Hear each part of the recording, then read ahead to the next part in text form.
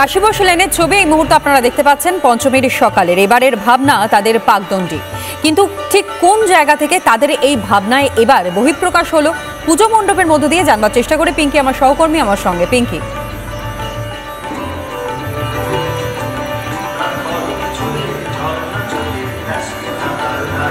দেখো, তুমি যদি এই কাশীবোস লেনে আসো তাহলে তোমার একটা পুরো ছোটবেলা লীলা মজুমদার, তার পড়া, তার লেখা একাধিক কবিতা, সেগুলো কিন্তু একের পর এক ফুটে উঠবে।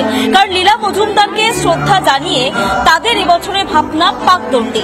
আমি একটু দেখাই কেন তনয় এই পুজো মণ্ডপটা আরো বিশেষ করে আমার ভালো লাগছে। তার কারণ হচ্ছে এই জায়গাটা পুরো ওপেন, মানে তুমি দেখো পুরো জায়গাটা ওপেন, উপরে কোনো শেড নেই এবং চারপাশে যে সমস্ত বাড়িগুলো রয়েছে সেই বাড়িগুলোতে লীলা মজুমদারের যে বিভিন্ন লেখাগুলোকে তুলে ধরা হয়েছে।